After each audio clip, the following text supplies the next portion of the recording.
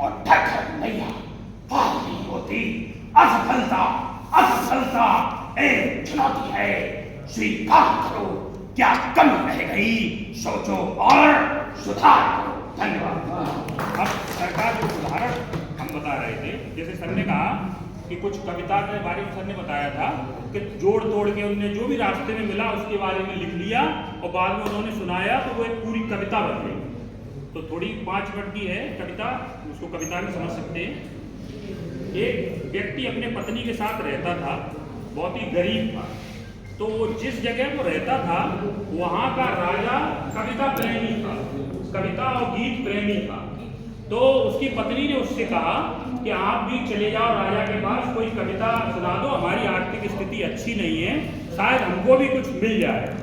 तो उसकी पत्नी ने मतलब उसने कहा मुझको तो कुछ आता नहीं है, आप बता दो मुझे, वो वैसी कविता हम सुना देंगे।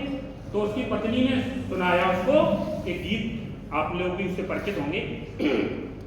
आओ बच्चों तुम्हें दिखाएं झांकी हिंदुस्तान की, इस मिट्टी से तिलक करो ये धरती है बलिदान की। ऐसे ही उसने उसको पूरी गीत सुना दिया। अब चूंकि उस व्यक्ति का गीत से या उसमें कोई इंटरेस्ट नहीं था, एक मजबूरी के नाते उसने वो कविता जो सुनाई उसकी पत्नी ने, वो रटते हुए रटते रास्ते में चला जा रहा है। आओ बच्चों तुम्हें। कुछ दूर चलने के बाद वो व्यक्ति कविता भूल गया।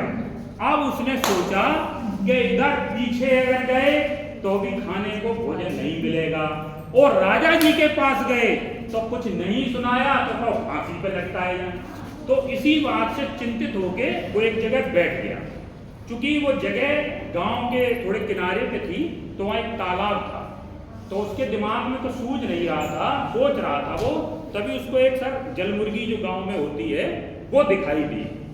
तो जलमुर्गी ने जैसे ही उसको मतलब अभी देखा नहीं था, जलमुर्गी अपना गड्ढा या मिट्टी हटा रही थी, तो उसके दिमाग में क्रिएटिविटी आई, क्यों ना कुछ इसी पे दिमाग लगाया जाए। तो उसने पहली लाइन जोर लगा कर खोदते हैं, हाँ खोदते हैं, ये उसकी पहली लाइन बन गई कविता की। जैसे उसने उसको देखा, अब चिड़िया ने जैसे उसकी आवाज सुनी, चिड़िया घबरा के ऐसे करके बैठ गई। इनकी दूसरी लाइन स्टार्ट, चुप्पी लगा कर बैठते हैं, हाँ बैठते हैं, 2 लाइन तैयार। अब चिड़िया घबराई और उसने गर्दन टेढ़ी की, तो इनकी तीसरी लाइन, टेढ़ी गर्दन देखत है, हाँ देखत है, 3 लाइन। अब ये बड़े प्रसन्न के कम से कम कुछ तो है, कॉन्फिडेंस बढ़ा। अब चिड़िया ने सोचा अजीब पागल आदमी है, पीछे ही पड़ गया, तो उसने पंख मतलब पैर अपने करके और वो दौड़ गई। अब इनकी चौथी लाइन, जोर लगा कर भागते हैं, हाँ भागते हैं, 4 लाइनें तैयार। अब फुल कॉन्फिडेंस में आप चले गए राजा के यहाँ। तो सब लोग बड़े बड़े वहां सूरदास, कालिदास, तुलसीदास, जाने कौन कौन से दास, सबका नंबर आया, सबने अपनी अपनी कविताएं सुनाई। अब राजा जी थक गए कुछ कविताएं सुनते सुनते, तो उन्होंने कहा ठीक है सारे कवि क्या हो चुके हैं, जे मात्र रह जाए कि तुम कि महाराज हम रह गए, कि तुम क्या करोगे, कि हम सुनाएंगे, नहीं तुम क्या सुनाओगे, कि कविता। तो उन्होंने सुना। तो अब सुनो जैसे अपने प्राइमरी, जोर लगा कर खोदते हैं, टेढ़ी गर्दन देखते हैं, चुप्पी लगा कर बैठते हैं, और जोर लगा कर बाजते। राजा ने कहा जी क्या पागल आगल है, क्या सुना रहा है। लेकिन उसने चूंकि सोचा कि बड़े बड़े विद्वान, जैसे उन्होंने की एक उंगली दिखाई तो उन्होंने दूसरा दिखा दिया, तो उन्होंने की कहूँ बैठा को तो विद्वान नहीं है, तो उनने उस समय उससे कुछ नहीं कहा। उन्होंने ठीक है अब तुम्हारा कल इंतजाम होगा। ये पहुंच गए अपने, इनने राजा ने कह दिया कि तुम्हारा इंतजाम होगा। सोची कि पता नहीं कुछ गलत सुना दिया है, कल लटकाए जाएंगे फांसी पे। लेकिन बेचारे नींद नहीं आ रही, और उधर राजा की स्थिति और भी खराब। राजा ने सोचा जी क्या सुना दिया, कुछ समझ ही नहीं आ रहा। तो राजा को नींद नहीं आ रही, 12 बज गए रात के। अब रानी आई, उनने कही महाराज हम आपकी अर्धांगिनी हैं, मतलब सुख में भी आदे और दुख में भी अर्धांगिनी। उनने की रानी अर्धांगिनी खूब हो, अगर आज कविता सुन रही तो ना तो हम सोएंगे ना तुम सोओगी। उन्होंने कहा नहीं नहीं महाराज सुनाओ, ऐसी कौन सी कविता है। रानी नहीं मानी, तो राजा जी ने अपनी कविता सुनाई। छत पे अपना उनका डबल मंजिल जैसे मकान अपने होते हैं, तो ऊपर अटारी बोलते थे, तो वहां दोनों लोग अपने सुनाए। अब राजा ने इधर कविता सुनाना स्टार्ट किया।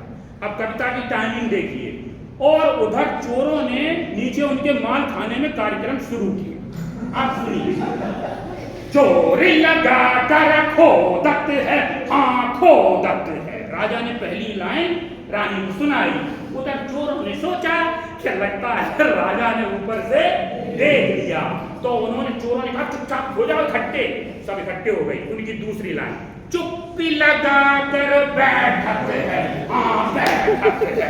अरे राजा तेरा तो कदम है। उन्हें कहा देखो साले ऊपर क्या है, अरे ऊपर नहीं हो, टेढ़ी गर्दन देखत है, हाँ देखत है।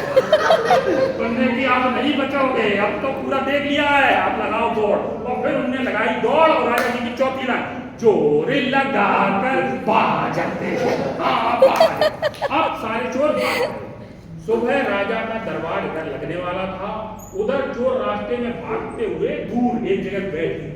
उनने कही राजा जी हैं, देख तो लिए ही है, अब कोई चांस नहीं है, हम कहीं भी भागे बचने वाले नहीं। इधर राजा का सुबह उनका पूरा राजसभा स्टार्ट हुई, और जैसे ही राजा जी कुछ बोलने वाले थे, ये पैरों में महाराज ने क्या क्या क्या महाराज, अरे महाराज कल गलती से चोरी कर रहे थे, आपने देख लिया। राजा ने कहा हाँ हाँ, इनको डालो कारागार में डालो। राजा ने कहा अब उस कवि